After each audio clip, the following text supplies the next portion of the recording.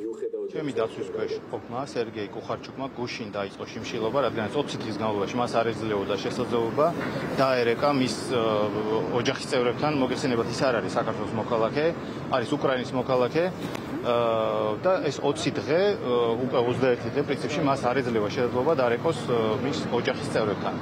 ეს ბუნებრივია წარმოადგენს დარღვევას, ის ერთია გასათვალისწინებელი, რომ ქსნის დაწესებულებიდან ის გადმოიყვანეს, ქსნიდან გადმოიყვანეს თბილისში და პერიოდი ჭირდებოდა, მაგრამ 20 დღე ხო არ არის ახლა ის პერიოდი, რომელიც საჭირო იყო იმ ტექნიკური პრობლემების მოსაგვარებლად, რაღაც ბარათის ნომრის კოდის შესაცვლელად, რაც ამ შემთხვევაში ჩვენ ვხედავ და ადგილი აქვს.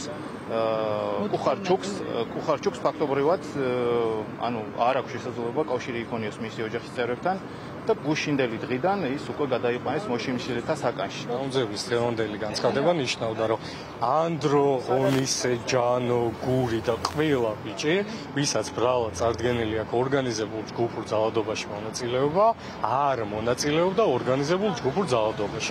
ყოველ შემთხვევაში არ არის შეფასება, ეს არის არსენ ხუნაშვილის განცხადება, მას არ აქვს მოპოვებული არც ერთი მტკიცებულება, რომელიც ბიჭების ორგანიზებულ ჯგუფურ ძალადობაში მონაწილეობას ადასტურებდა. რაც უფრო მარტივად ნიშნავს იმას, რომ მთავარმა გამომძიებელმა თქვა, რომ მიუხედავად იმისა, რომ ჩვენ გვეგონა, რომ ეს ადამიანები მონაწილეობდნენ ორგანიზებულ ჯგუფურ ძალადობაში, ისე დასრულდა გამოძიება, რომ ვერ მოვიპოვეთ ვერც ერთი მტკიცებულება, რომლითაც დავადასტურებდით, რომ ისინი ნამდვილად მონაწილეობდნენ ორგანიზებულ ჯგუფურ ძალადობაში.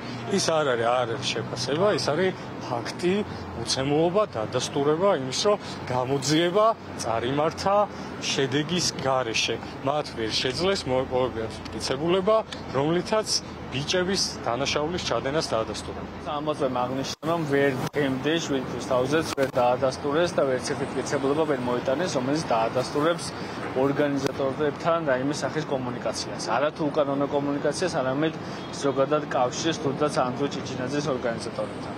გარდა ამისა, რაც დღეს მთავარმა გამომძიებელმა აღნიშნა, ეს შეეხებოდა ობიექტურ გამოძიებას, სადაც ცალსახა მიუთითა, რომ როდესაც ანდრო ჭიჭინაძის დაკავების ოკმში დაინახა მითითება, რომ ანდროს ჰქონდა მიყენებული დაზიანება, ამ საკითხთან დაკავშირებით არაფერი მოიმოქმედა.